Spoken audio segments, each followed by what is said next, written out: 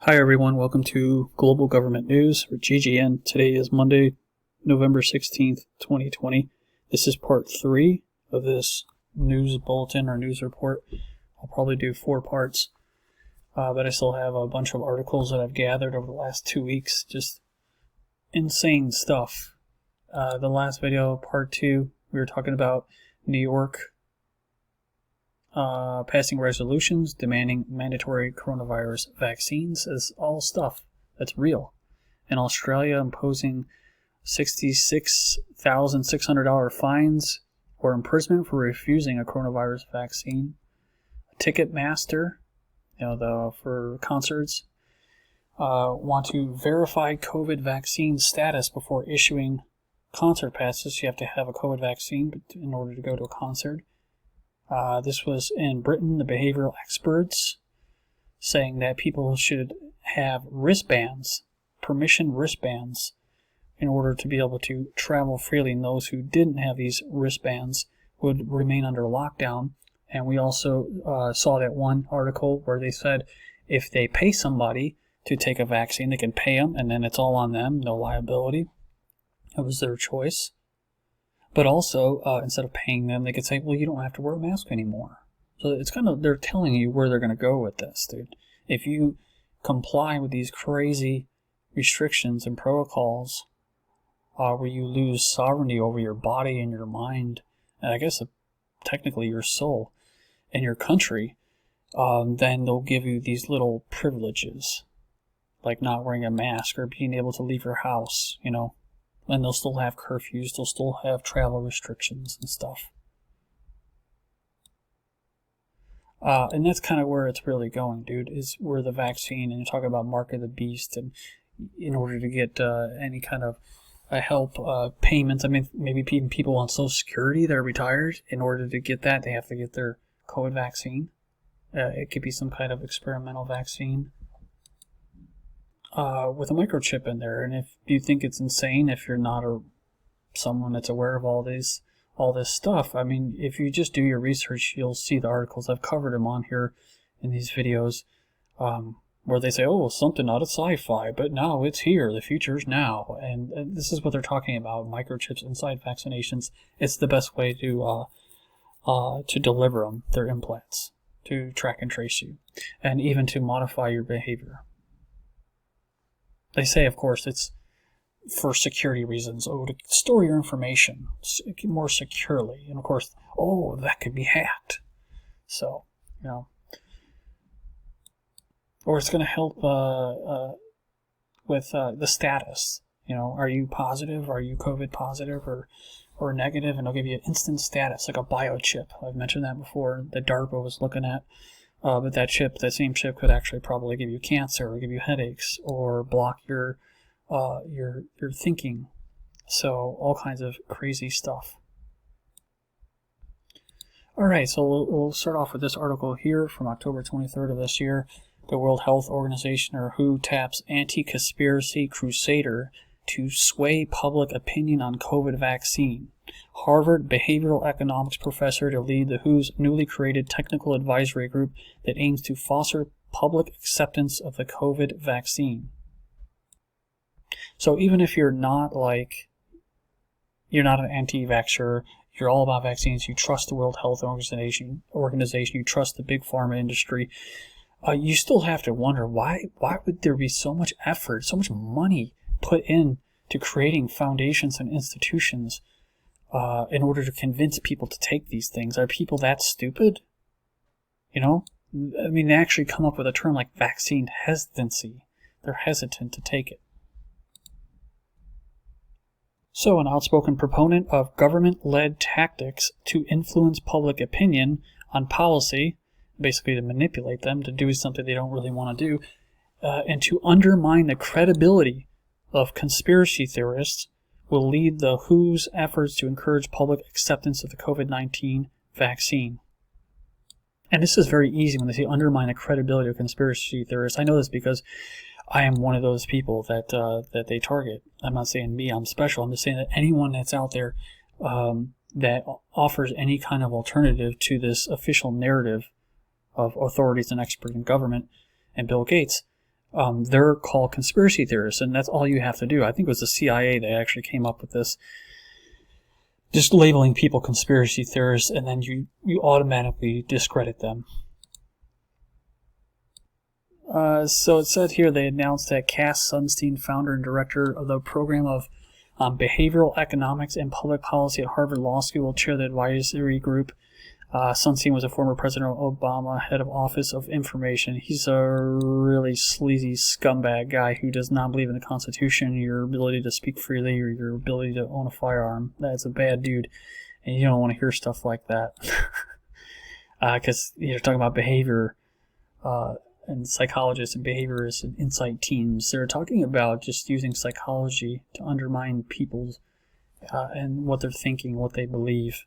You know, if you're seeing facts and truth, you can't trust that yet. You can't trust your own mind and what you read. You can't trust reality. And then they, of course, offer you this false reality.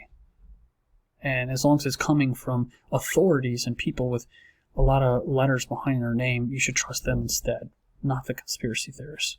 So that was the WHO, and also technically the United States. You know they're in it, that they're involving people like Cass Sunstein. UK, this is in the UK, in cyber war against anti-vaccine propaganda. British spies are on a cyber mission to disrupt the spread of anti-vaccine disinformation online by hostile states and terrorist groups. So I guess if you question taking these vaccines, or at least just question the safety of it, being that there's no liability on behalf of these big pharma companies, they're going to make a lot of money off of it, and it might harm a lot of people because it's being rushed through. So if you're just a little hesitant, as they call you, a vaccine hesitant, you might be a terrorist. I mean, they're just lobbying you in with terrorist groups. A digital offensive operation to prevent the circulation of propaganda that could put people off the idea of receiving inoculations against diseases. Called vaccine, I think, uptake. Yeah, it says here, tackle disinformation and recruitment material peddled by Islamic State. There's another article I saw here just today where it was saying they were talking about Russia, I think it was, trying to stop propaganda coming from Russia and conspiracy theories about the vaccine. They say that there's ways they have used to monitor and disrupt terrorist propaganda. They've been told to take out anti-vaxxers online and on social media. And going back to this other article, it says here that some of this would be accomplished by sending in undercover agents or government-paid third parties into online social networks or even real space groups. Independent experts should publicly advocate on the government's behalf, whether on television or social media. So this is war, dude. This is warfare. This is psychological warfare. And this dude Sunstein says it's effective to put independent experts. It's more effective because people don't trust the government as much as they trust people they believe are independent. So how do you like that for engineered consent? You know? And they actually have the audacity to say in one of these articles about the common good, these conspiracy groups opposed to government policies aim to get in the way of protecting the common good. So people like Cass Sunstein and them who are going to lie to you and trick you, they're actually acting on your behalf. They're acting for the common good. They care about your health, kind of like this guy Fauci. And all these Yahoo articles, they're just pure propaganda articles. Help is coming, and it's coming soon, says Dr. Fauci. I had to laugh when I saw this. Outlines when a vaccine will be available to all Americans, even though only like 40% of them want to take it. Help is coming. Yeah. Hey, remember he was talking about the hunkering and hunkering down. Get ready to hunker down. Hopes rise for end of pandemic. So the pandemic's going to end. Why is it going to end, guys? How are we going to get out of this mess? Pfizer, okay, Big Pharma says a vaccine is 99% or 90% effective. Global stocks surge. Experts optimistic. It is also convenient on a side note that they released this after the election. Trump was kind of depending on that, so he could say, and I think this is why he was pushing the vaccine thing, so he could say that he did something about it, even though I think he personally doesn't really believe in the whole coronavirus agenda and the lockdowns and stuff, but I think he was pushing the vaccine thing to make it seem like he was doing something. This professor from Oxford said that it could mean a return to normality by spring. And we all know that that is not true because that is what they're telling us. They're telling us two different things.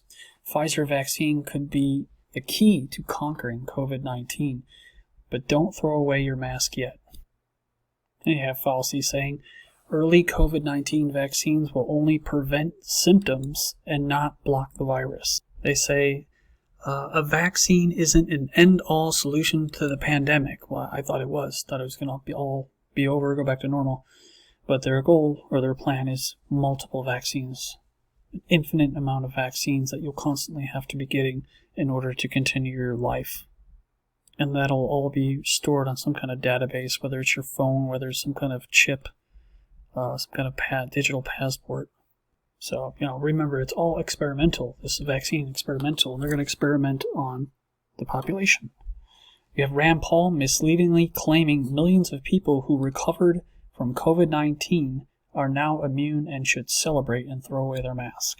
Of course, they're going to go in the article and fact-check everything he says because, they don't believe in achieving herd immunity through just getting sick. That's what Fauci was going into in this article. I didn't get to it, but that's what he was talking about. Basically, you're not going to be build up immunity unless you get a vaccine. You can't just get sick, recover, build up antibodies, which we've done for a long time. It doesn't work anymore. All of a sudden, it doesn't work. Your mask, even though you have a vaccine or whatever, you're still going to have to wear your mask.